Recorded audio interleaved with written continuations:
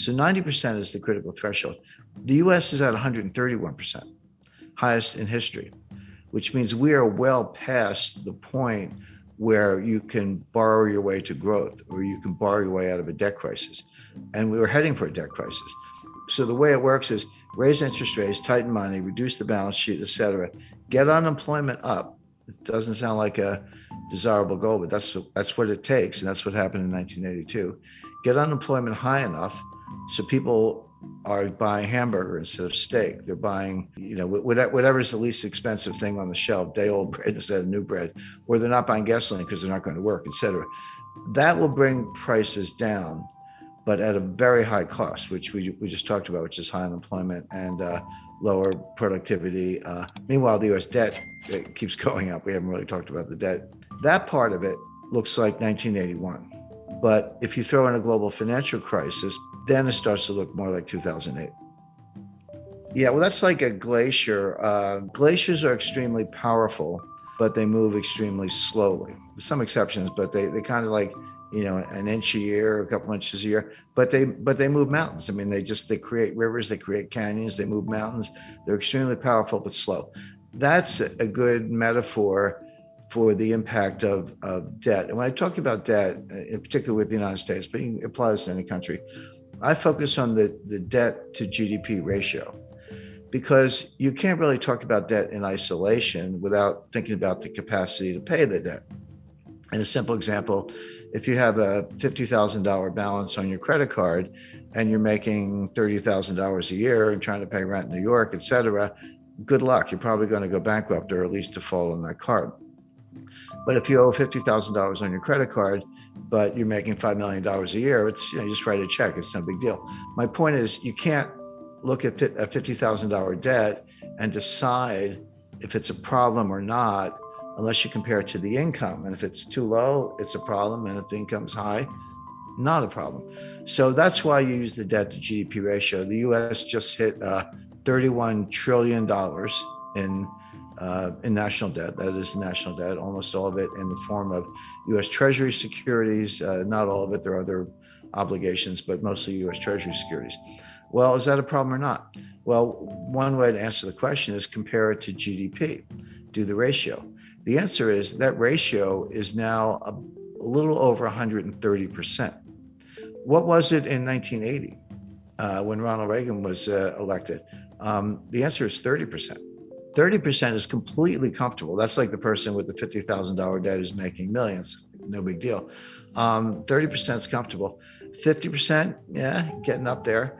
Angela Merkel and all her years in Germany, and there's a lot of research to back this up, says that 60% was the limit. And that's what the Maastricht Treaty that created the European Union and the European Central Bank, that was their goal. They said, don't go over 60%. If you do, you're expected to take measures, raise taxes or reduce debt or reduce spending, do something to get that back down under 60%.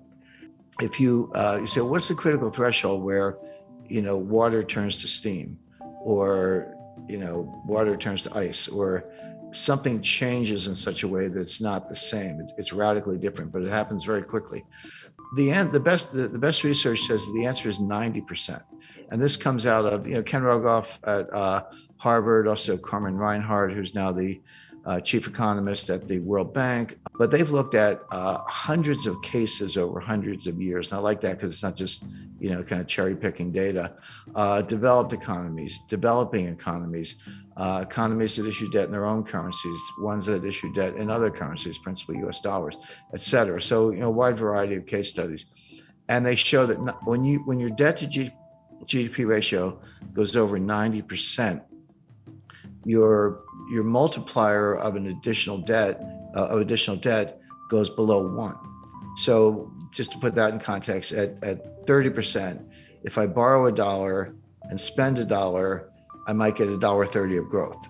Assuming you spend it wisely, that's a big condition. But you borrow $1 and spend $1 and get $1.30 of growth. Okay, the debt was productive if you put it to good use. But that $1.30 gets smaller and smaller. As you get closer to 90%, it goes to $1.20, $1.10, $1.05. Past 90%, roughly, You borrow a dollar and you spend a dollar and you only get 95 cents of growth. You don't get your dollar back in terms of GDP. And then 90% and 85%, et cetera. So 90% is the critical threshold. The US is at 131%, highest in history, which means we are well past the point where you can borrow your way to growth or you can borrow your way out of a debt crisis. And we were heading for a debt crisis. Now, Stephanie Kelton, she's the big brain of modern monetary theory. She's a professor at State University of New York. She says it doesn't matter. That they always point to Japan. Japan is at 280%, way past any member of the peer group.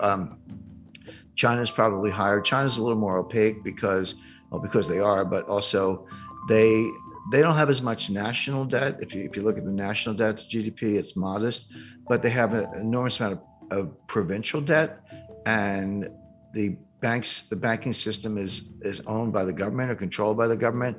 So when you throw in the bank debt, the state-owned enterprises, the provincial debt, and the government, so that's the real national debt. Stephanie Kelton says it doesn't matter because you're borrowing in your own currency. So if you're Argentine and you borrow in dollars and you print pesos, how are you going to pay the dollars back unless you have huge trade surpluses, which they don't? So they just default. Argentina is a serial defaulter, and everyone expects that. If you borrow in dollars and you print dollars, which the United States does, they're like, "What's the problem? Just print the dollars and pay the money back." Well, that's true. If you print dollars, there's no reason to default on dollar debt because you actually can print the money and buy the bonds. But it doesn't mean nothing else bad happens. What about inflation or hyperinflation? What about the foreign exchange rate? The exchange rate can collapse. And these modern monetary theorists show very little understanding of the international aspects. They treat the US like a closed economy, which it's not. I mean, if it were a closed economy and we didn't have to worry about trade deficits, trade surpluses, capital flows, exchange rates, foreign credit, China owning $1 trillion of U.S. Treasury securities, which they do. If you didn't have to worry about any of that, I think they'd probably still be wrong, but they'd have a better case. But you do. And they don't, they're just not very knowledgeable about any of those things. But you can think of exchange rates as a conveyor belt. Exchange rates are one way the problems go from one country to another, or good things can go from one country to another, depending on whether your exchange rate is going up or down, the impact on terms of trade, et cetera. But they completely ignore all that. They also ignore the role of commercial banks. They just look at the Treasury and the Fed and look at money supply, but like kind of M0, but don't understand how commercial banks create M1 and they do their own thing. They're not on as short a leash as they seem to think. But if you read Stephanie Kelton's book, The Deficit Myth, she says, well, we don't really need a bond market, U.S. bond market. We only have a bond market as a favor to investors because it gives them a place to put their money. But why have, he said, you have government spending. So the Treasury borrows money by issuing bonds, and then the Fed monetizes the bonds by buying the bonds. And that gives the Treasury the money to pay the bills, et cetera. She says, do away with all that. Just give the Fed, wire instructions for Lockheed. And if you need 5 F-35 fighter jets, order them and just send the money right to Lockheed. Why do you need a bond market? I mean, she actually says that. So, okay, legally, that might be possible, but to suggest that you can do that without consequences is nonsense. And then you say, what about inflation? Their view is as long as there's excess capacity and unmet needs, et cetera, you're not going to have inflation because there's a lot of slack in the economy. That's a legitimate debate. But they say when inflation happens, raise taxes. And then, by the way, they also say you don't need a tax system because if you can just print the money, why do you have to collect taxes? And their answer is, we collect taxes to redistribute income.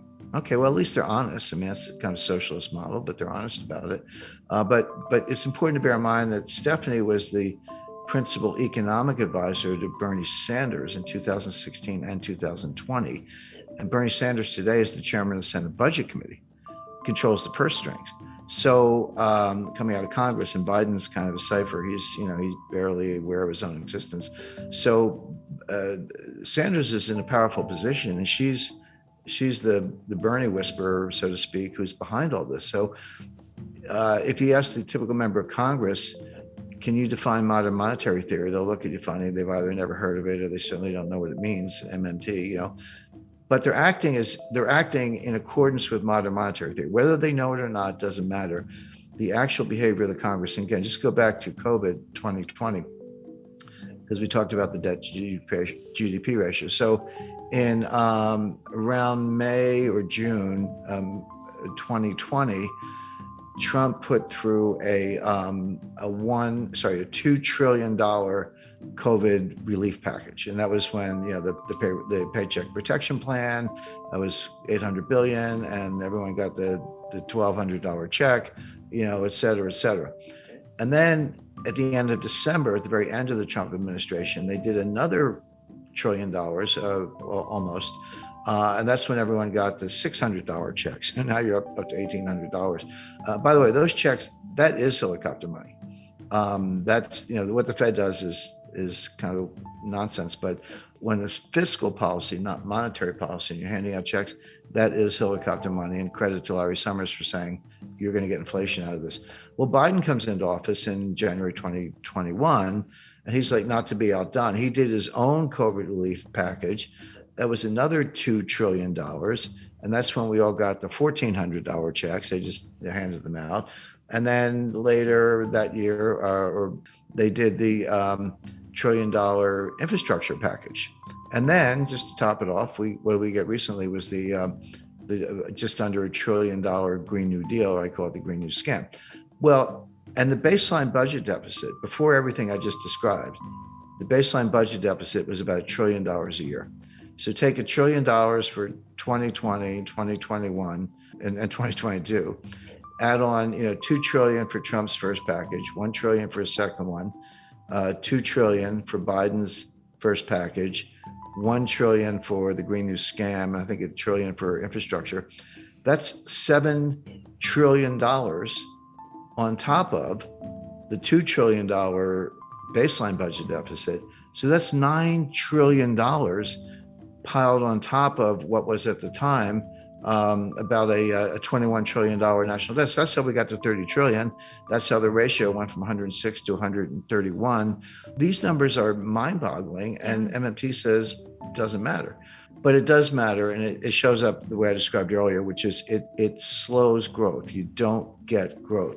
So best case for the U.S. is very slow, weak growth, which we saw from 2009 to 2019. Worst case is you throw a recession on top of that, which we're heading for, and the U.S. will be in fiscal distress.